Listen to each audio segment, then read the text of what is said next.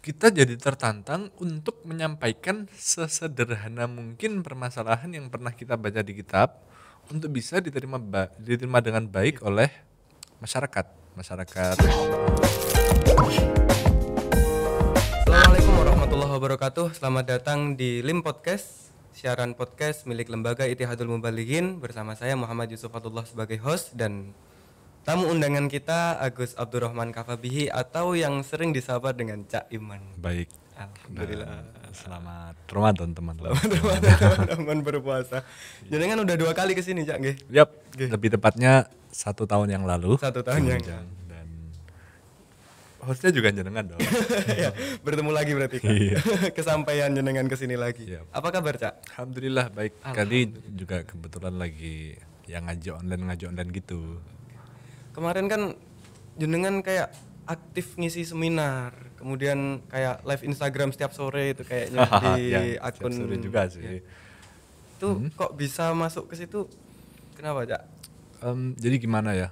Itu semua bermula dari kegabutan saya yang didukung oleh berbagai macam senior yang pada intinya daripada kita nyampah segala macam yang nggak ada gunanya gitu-gitu, mending kita nge-share hal-hal yang sifatnya ada kemanfaatan buat orang lain, bukan untuk pribadi tapi juga orang lain. Secara sedikit demi sedikit saya kasih status-status biasalah tentang perkara-perkara ilmiah yang dikit-dikit gitu, kok ternyata ada respon sedikit dari berbagai macam kalangan. Dan Akhirnya support dari situ, sistemnya bagus nih. ya karena apa ya, memang lingkungan yang menentukan sih sebenarnya. Di saat kita melakukan kegabutan itu kok ternyata bermanfaat bagi orang lain dan dapat dukungan, akhirnya ya kita ada semangat lagi dong untuk nambah ilmu lagi di share di media sosial, yang hingga akhirnya mendapat respon positif kebetulan dari orang-orang yang ada di luar sana dan meminta kami untuk diundang di sini. Tapi itu nggak cuman saya, beberapa orang yang sekiranya sejalan dengan saya itu juga mereka datangkan gitu. Jenengan masuk ke media sosial untuk berdakwah lah, katakan seperti itu. Udah lama belum sih, Cak? Kira-kira 2 tahun ini. Jadi sebenarnya gimana, Cak ya? Saya tuh agak-agak kebingungan. Satu, yang namanya media sosial kan biasanya kita gunakan untuk meng-share sesuatu yang sifatnya hal-hal yang menjadi kesenangan kita, juga sifatnya yang menyenangkan pribadi kita. Nah akhirnya di saat orang-orang itu mulai menganggap akun saya itu akun dakwah, saya itu merasa bermain Instagram atau media sosial yang lain itu gampang-gampang susah gitu, nggak Akhirnya ada sepenuhnya beban moralnya. nggak sepenuhnya gampang, juga nggak sepenuhnya sulit. Dari satu sisi orang-orang yang ada di sekitar itu menuntut kita untuk terus-terusan nge-share perkara-perkara yang sifatnya ilmiah, nge-share perkara-perkara yang sifatnya jawabin pertanyaan-pertanyaan yang kebetulan di tahun ini kan sangat booming gitu. Saat kita bikin Q&A, question and answer, akhirnya orang-orang pada tanya terkait masail-masail. Nah akhirnya dari kebiasaan yang kita lakukan itu menimbulkan stigma masyarakat bahwa akun kita itu akun dakwah. Padahal sebenarnya itu akun pribadi yang sesekali kita jadikan sebagai akun yang bermanfaat.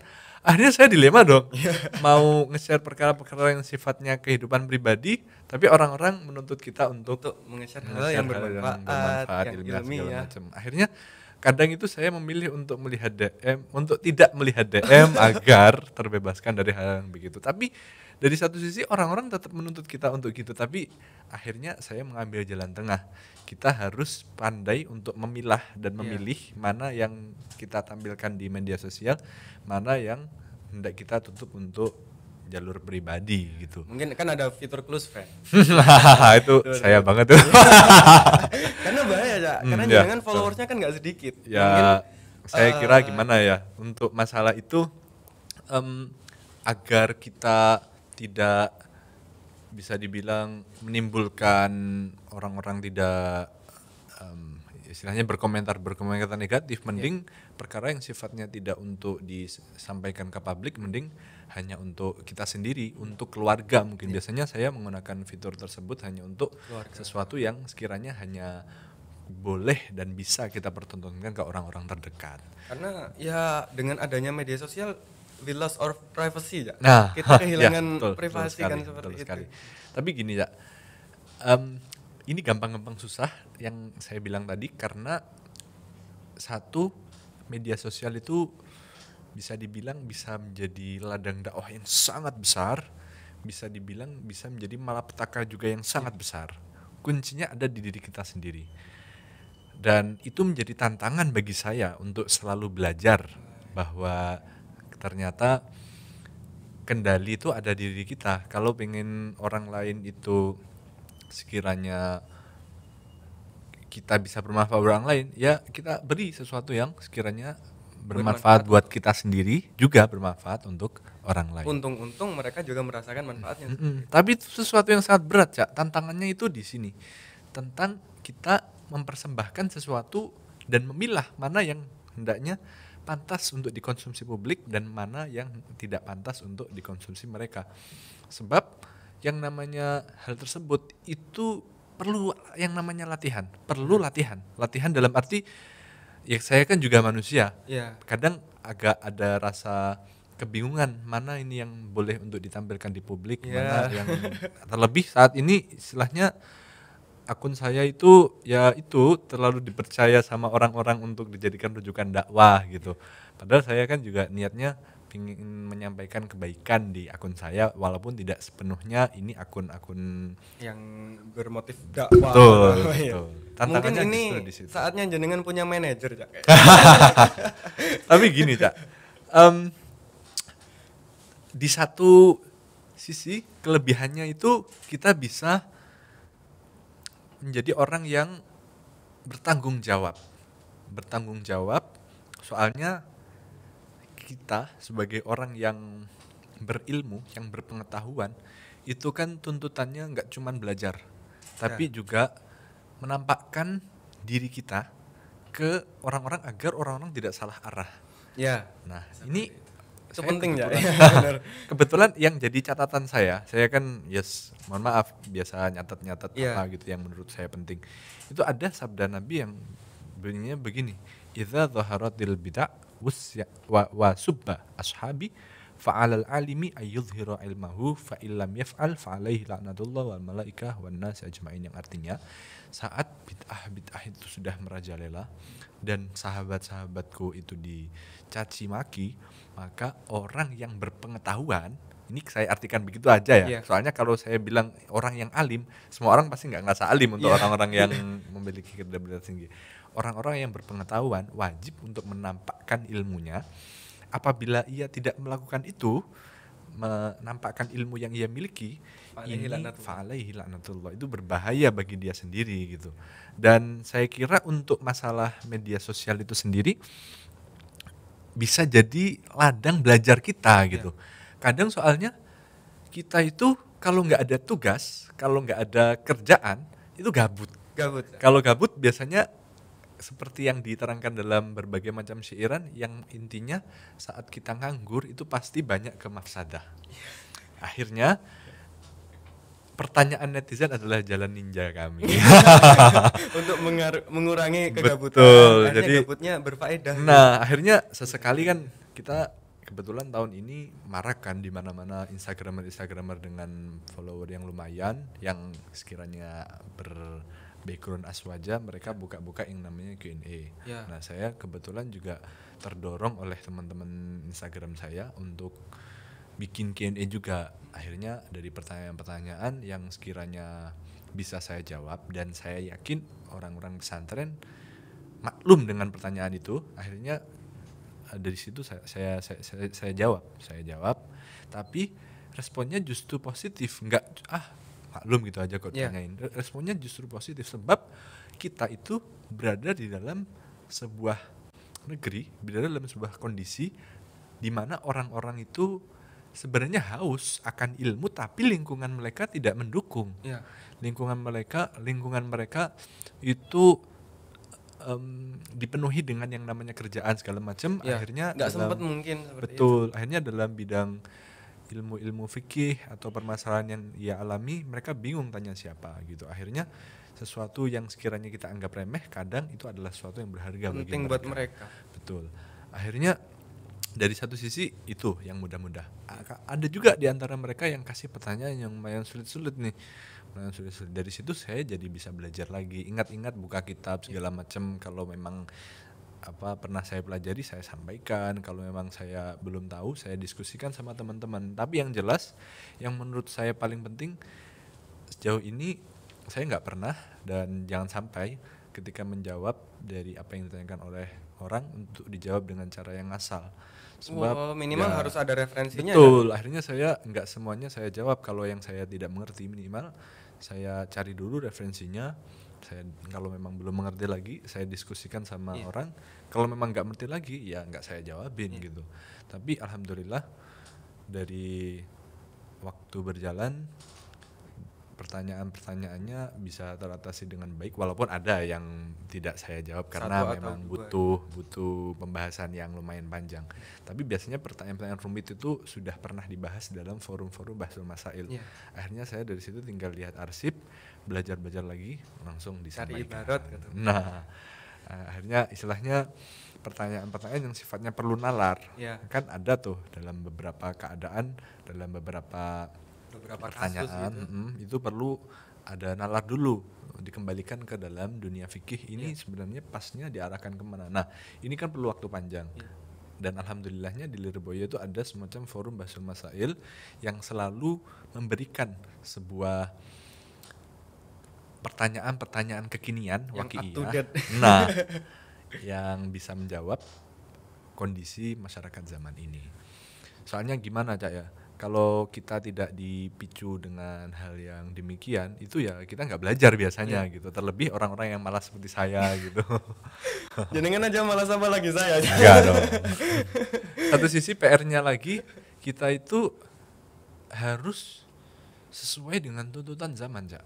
Nggak bisa kita pertahankan kita pakai jalur salaf terus. Maksudnya jalur salaf terus itu maksudnya jalur salaf terus itu kita nggak mau melihat perkembangan zaman, kita cuman bermodalkan belajar sendiri, nggak memperhatikan keadaan umat bagaimana. Nah ini bahaya, sebab kalau kita terus-menerus melakukan hal yang demikian, ini orang-orang yang sekiranya butuh terhadap figur-figur tertentu, ini justru mereka akan belok ke orang-orang yang perhatian sama mereka. Dan apabila sudah belok, terus ilmu yang disampaikan itu kurang relevan mungkin. Betul, dan gak bisa dipertanggungjawabkan. Akhirnya mereka ini memiliki sebuah keilmuan yang tidak bisa dipertanggungjawabkan, dan yang menurut saya paling miris, mereka adalah korban dari pengetahuan yang kurang matang. Akhirnya dari situ seperti yang saya bilang tadi, kita harus untuk maju gitu, terutama di kalangan pesantren yang mungkin di tahun 2021 ini kita semakin banyak yang namanya fasilitas-fasilitas pondok yang memang sengaja disediakan untuk berdakwah seperti seperti ini, LIM podcast dan seterusnya. Atau mungkin di pondok-pondok lain saya yakin juga banyak dong, karena ya tanpa kita sadari kita itu berada di zaman internet. Berada di zaman tawadhu nggak masalah, tapi sekarang udah waktunya coy. Ya sekiranya begitu. Ya mungkin gini Cak ya, kalau pendapat saya mereka itu sebenarnya bukannya nggak mau belajar, tapi kita lihat dari kita juga, kita mau nggak ngajarin mereka. Iya betul. Akhirnya itu jadi tanggung jawab. Tapi gini, dibalik semua itu kita bahasa kasarnya berkhidmah kepada netizen ya. Berkhidmah kepada netizen. Tapi walaupun kita melayani netizen bla bla bla capek. Positifnya gini, yang saya ambil positif aja dong, kalau negatif buang aja. Positifnya kita jadi tambah pengetahuan, kita jadi sering buka kitab, kita jadi ini kira-kira jawabannya apa ya, dan kita jadi semacam tahu ini jawabannya apa, semacam tahu. Biasanya kan ada banyak tuh yang namanya pertanyaan mengulang. Nah itu dari orang yang berbeda biasanya. Nah ya akhirnya kita bisa jawab dengan mudah tanpa perlu buka kitab lagi gitu. Dan sejauh ini yang saya rasakan pertanyaan-pertanyaan di bulan Ramadan itu wah banyak banget. Ya kebetulan di Instagram saya lumayan lah, ribuan lah, Iya. ribuan. Tapi beberapa itu ada pertanyaan-pertanyaan yang sama persis. Pertanyaan yang paling lord Iya? itu adalah urusan swab, suntik, vaksin. Ya. Itu paling lord sendiri. Paham? Lord Ya, paham nggak? paling banyak Mah, lah, paling atas heeh. ya. Udah dijawab, tanya lagi. Udah dijawab, tanya lagi. Soalnya apa ya? Ya orang-orang penasaran gitu. Entah mereka butuh beneran apa cuma pengen tahu aja Diskusi gitu. atau apa. Soalnya kan swab itu urusannya dengan memasukkan sesuatu Iya. ke dalam rongga hidung. Terus infus itu juga urusannya dengan kita memasukkan sesuatu yang dianggap sebagai makanan pokok. Iya. Suntik itu sifatnya menusukkan sesuatu ke dalam Tubuh yang ya masuk ke urat segala arteri, macam iya. gitu-gitu. Akhirnya ya mereka entah karena pengen tahu aja atau memang butuh jawaban, akhirnya kita jawabin. Tapi walaupun udah dijawab, pertanyaan mengulang lagi, Iya. pertanyaan lagi gitu terus. Akhirnya ya kita sering terbesit dalam pikiran, ini ngapain sih, ini udah maklum sekali tanyain gitu. Iya. Padahal udah di post di story, Kak? Iya, ya udah ya. itu udah. Mungkin Tapi mereka kurang jelas atau gimana? ya mungkin mereka nggak lihat story saya. Oh gitu, iya iya. Soalnya ya sebenarnya nggak cuma saya ya, Iya. ada berbagai macam Instagram yang lain ya banyak sekali lah. Itu udah jawabin. Iya. Tapi kita kan berada di antara sekian puluh ribu orang. Iya. Ya kebetulan ya bifadlillah, ya entah ini ya fadlillah apa enggak. Iya. Fadlillah ya. Instagram saya pas beberapa waktu yang lalu dengan viewer story 30.000. Nah itu kan nggak semuanya jeli terhadap pertanyaan-pertanyaan yang diberikan. Kadang kelewatan, Iya. kadang gimana gitu. Akhirnya ya mereka saat menjumpai kemuskilan mereka tanyakan tanpa mereka tahu bahwa sebenarnya udah pernah Udah ditanyakan. terpost mungkin gitu. Terus gini, sebenarnya seperti yang saya bilang tadi, banyak perkara-perkara yang menurut kita itu adalah udah maklum doruri, Ya. kita para pesantren udah maklum doruri, tapi di kalangan masyarakat masih awam banget. Saya contohkan urusan tarawih. Iya, Tarawih mereka yang sedari kecil itu diajarin untuk sholat pelan-pelan, bacaannya komplit, diajarin yang paling sempurna, melihat situasi tarawih yang lumayan cepat. Kalau yang umumnya 12 menit, 15 menit gitu. Ada yang ekstrim 7 menit, tapi 7 saya nggak bisa tasawur itu gimana itu. Iya. Akhirnya mereka istilahnya sanksi, sholat 20 rakaat 12 menit, secepat itu. Akhirnya mereka yang males untuk menggali pengetahuan keburu mencaci dulu, Ya, tapi biasanya di antara mereka yang sekiranya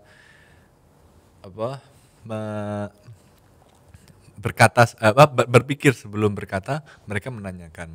Nah, orang-orang yang tanya ini orang yang beruntung menurut saya. Jadi dengan mereka bertanya, akhirnya ada beberapa Instagramer ya termasuk ya alhamdulillah di antaranya saya ditanyai terkait itu. Akhirnya kemarin sempat saya bikin diundang dalam di acara webinar, webinar yang berurusan tentang tarawih cepat, itu teorinya gimana. Dan pas waktu saya jelasin, jadi banyak yang mengira bacaan iftitah itu masih wajib. Oh, Banyak seperti yang itu. mengira- Basic-basic itu mereka belum sepenuhnya paham dengan ini. Akhirnya kita tertantang untuk itu gitu. Kasih tahu mereka sebenarnya sholat itu kalau untuk dianggap sah dan menggugurkan kewajiban mendapatkan pahala sunnah muakkad yang ada dalam tarawih, itu hanya diperlukan yang namanya rukun-rukun fi'li terpenuhi, rukun qauli terpenuhi. Dah Dan cukup. dan boleh cuman ambil yang akolnya. Ya. Kalian itu dalam sholat biasanya diajari yang akmalnya. Ya. Akhirnya kaget kalau semisal dikasih tahu sholat segitu cepatnya. Tapi sebenarnya kalau semisal dia baca fatihahnya sempurna, tanpa baca surat, tanpa baca iftitah, dia juga rukuk tumak ninah, berdiri tumak ninah. Tumak ninah itu kan yang sering salah difahami, yang sering disalahfahami. Mereka nganggapnya tumak ninah harus baca 3 kali subhana rabbiyal a'la, subhana rabbiyal azim. Padahal tumak ninah kan hanya sekedar diam sejenak setelah bergerak dengan ukuran waktu subhanallah. Akhirnya kan dari situ bisa hanya dengan dilakukan sebentar saja itu sudah cukup. Udah selesai itu sebenarnya, tapi ya. Dan dalam urusan tahiyat pun juga gitu. Dalam urusan tahiyat yang wajib dibaca ya at-tahiyatulillah, salamun alaika dan seterusnya, syahadat, terus sholawat. Udah selesai. selesai. Sholawatnya pun juga Allahumma sholli ala Muhammad Udah gitu. selesai. Kalau yang wa ala ali itu kan sunnah abad kan gitu. Akhirnya ya dari situ sebenarnya bukanlah hal yang mustahil bagi kita untuk sholat cepat gitu. Akhirnya ya orang-orang alhamdulillah sudah lumayan paham, agak lumayan open mind. mengerti. Ha-ha. Kadang kan gini, manusiawi sekali ketika kita itu bukan gimana ya, bukannya gimana-gimana tapi menyalahkan apa yang berbeda dengan kita, Cak. Iya, Biasanya baik. kan gitu, Baik, mindset kita udah dari kecil diajarin kayak gini tapi itu kok nggak sama kayak kita, itu salah itu kayak gitu. Iya, itu yang Tapi untuk yang beruntung mereka mau bertanya. Hmm. Tapi kalau yang nyalain duluan tanpa tanya, wah bahaya ini. Yang menurut saya perlu digarisbawahi itu anggapan bahwa sholat yang cepat itu lebih utama daripada sholat yang pelan. Nah ini Oh, yang iya. perlu. Mengklasifikasi Nah. pahala ini. Soalnya nggak bisa dipungkiri di mana-mana orang yang sholatnya pelan, tanak dan Iya. mencapai akmal-akmalnya bacaan itu yang tetap yang terbaik gitu. Tapi kan istilahnya kita itu biasanya kalau nggak cepat nggak tarawih orang-orang kan Iya, gitu. iya, Akhirnya iya, ya orang-orang tokoh-tokoh agama tertuntut untuk melakukan sholat biqadril aqal gitu. Tapi untuk atas dasar memperbanyak jamaah. Iya. Tapi walaupun begitu nggak boleh kita memberikan anggapan ini yang terbaik. Tetap yang terbaik ya yang menurut fikih dibacain juga akmal-akmalnya gitu-gitu. Akhirnya ya jadi situ dengan saya bermain medsos orang-orang ya katanya itu diuntungkan gitu. Tapi sekali lagi saya itu nggak ada apa-apanya kalau dibanding yang lain. Masih banyak yang lebih expert yang bermain Instagram dulu, tapi saya berusaha untuk itulah mengikuti jejak para beliau-beliau. Tapi ini juga diuntungkan juga dengan kehadiran jenengan di medsos, Cak. Mungkin orang-orang yang katakan sebenarnya bisa banget untuk mengatasi problem-problem itu tapi nggak main medsos. Iya betul lah. Biasanya seperti itu. Makanya keuntungan jenengan, Mereka dengan memilih- keuntungan kita semua dengan kehadiran jenengan. Mereka memilih untuk tidak main medsos karena ada kemaslahatan tertentu. Bukan berarti mereka nggak bisa. Iya. Banyak sekali orang yang jauh lebih ngalim dari orang-orang yang bermain medsos, tapi mereka tidak memilih untuk tidak main medsos karena alasan tertentu. Tapi itu semua sifatnya adalah pilihan gitu. Kita nggak bisa memaksa mereka, kita nggak bisa mengklaim mereka begini karena yang paling tahu masalahnya adalah mereka sendiri gitu.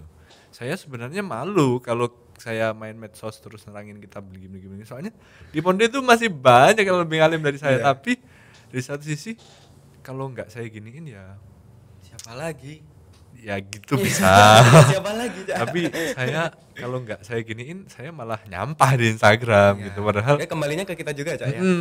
saya juga ngerasa diundang. Tapi itu sulit Iya. banget untuk tetap menjaga diri sementara kita tertuntut oleh masyarakat untuk menjawab masail-masail. Mungkin kalau jenengan diuntungkan dengan support system yang baik. Ada dukungan. Ya ini bagus, Cak. Bagus, Iya. Cak. Lanjutkan Ini seperti yang itu. saya rasakan dari saya bermain medsos dengan jalan yang positif gini, itu dapat apresiasi positif dari orang-orang terdekat saya atau mungkin orang-orang yang istilahnya sebelumnya belum pernah saya kenal, cuman saya kagumi, terus tiba-tiba mereka merespon ke saya. Ini kan istilahnya kebanggaan sendiri Kebanggaan gitu. tersendiri. Dulu Ya. pernah. Pencapaian lah. Tapi Achievement. ya itu yang menurut saya masih menjadi PR bagi saya, gimana supaya kita bisa balance Iya. mengatasi keinginan pribadi untuk bermain medsos seenaknya sendiri dengan keinginan orang-orang yang menuntut kita untuk gitu-gitulah. Harus perfect di depan semuanya. Sulit Kan asli. karena sulit. mungkin resikonya ketika kita udah terbiasa kayak gitu, mereka berekspektasi tinggi dengan Betul. Nah, itu yang menurut saya PR paling besar itu. Mereka punya ekspektasi tinggi ke kita. Iya. Akhirnya Sedangkan kita juga manusia yang yang ingin butuh hiburan. Iya, seperti itu. Mungkin ada satu solusi sih, Cak. Buat fake account. Iya. Terus itu tantangannya lagi menurut saya itu gini, Cak. Kita jadi tertantang untuk menyampaikan sesederhana mungkin permasalahan yang pernah kita baca di kitab untuk bisa diterima dengan baik oleh masyarakat online. Padahal itu sebenarnya rumit, Cak, ya. Rumit banget. Contoh kayak waris gitu. Itu kalau nyampein ke orang-orang kan ya satu agak kerepotan juga Iya, kita betul. kan. Jangankan ke sana, permasalahan sholat aja Oh, udah iya. lumayan sulit itu. Tapi dari situ kita tertantang untuk ini setelah bikin konten ini kira-kira yang perlu diperbaiki mana? Oke, besok bikin konten lagi. Oke, besok bikin konten lagi. Dan dari kesalahan itu saya belajar untuk bisa lebih baik lagi, lebih baik lagi, lebih baik lagi. Tapi sekali lagi gimana ya, saya ngomong seperti ini tuh bukan berarti pantas, tapi bisa dibilang menyampaikan apa adanya gitu. Soalnya masih ada yang jauh lebih pantas dari saya untuk bilang-bilang seperti ini. Ya Instagram Tapi saya ya. nggak ada apa-apanya lah dibanding yang lain gitu. Ya, mungkin untuk penutup ya ini saya tahu kesibukan jenengan ya. Kembali lagi ke tadi ya mungkin jenengan saya dan teman-teman yang lain itu kan berada di support system yang baik. Kemudian mungkin untuk santri-santri yang lain atau teman-teman yang ingin memulai berdakwah di medsos tapi dengan support system yang kurang. Mereka kurang support. Mereka kurang dukungan dari kurang apresiasi atau gimana. Itu gimana, Cak? Mereka lanjut aja tetap posting kayak gitu atau stop? Gini ya, kalau terkait support system atau gimana, saya juga pernah dalam suatu fase tidak memiliki support system yang mendukung. Maksudnya belum dapat dorongan, belum dapat dorongan. Tapi yang menjadi keyakinan kuat saya, dawuhnya orang tua, apa-apa yang kita kerjakan harus diniati belajar. Harus diniati untuk kebaikan diri sendiri. Entah orang lain berkomentar gimana, orang lain tidak merespon kita, tapi minimal kita bisa jauh lebih bagus daripada kita yang dulu. Itu yang paling penting. Kita niati dengan kita bikin hal-hal yang positif itu untuk membuat diri kita jauh lebih baik lagi. Kita niati agar seni kita dalam menulis jadi lebih baik lagi.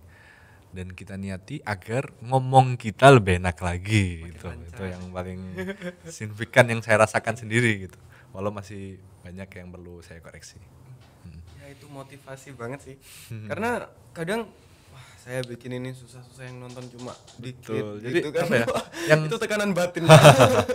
yang diperlukan kata senior saya itu gini, yang kita perlukan adalah jam terbang yang banyak.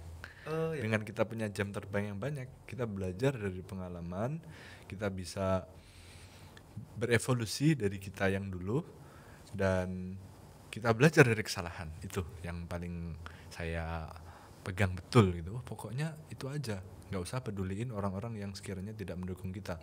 Kita niati, ini kita lagian kita juga ada dalam jalan yang benar. Kita ngikuti dawuh suruh untuk menyampaikan ilmu kita suruh untuk menjawab apa yang mereka muskilkan. Kita juga nggak berbuat dosa juga kan. Terkait nanti sesuatu yang sifatnya dianggap riya bla bla bla bla, kita latih pelan-pelan. Jangan malah membuat kita nggak usah bingetin lah, dah lah capek gitu. Jadi tetap gitu. ya go on lanjut aja nggak masalah. Lanjut aja tetap, tapi dari satu sisi kita minta sama Allah agar hatinya dijaga gitu. Tapi ya itu, ini perlu proses, perlu yang namanya Jam proses. terbang yang banyak ini. Betul. Iya sih bener. Karena kadang ya itu kita nggak kuat di hate sama orang gitu. Ya itu kembali lagi ke suatu makalah ridwan nas ghayatun la tudrak gitu. Ridwan nas ghayatun la tudrak wa ridullah ghayatun la tudrak. Kalau sama Mbak Mahrus itu ditambahi yang artinya gini.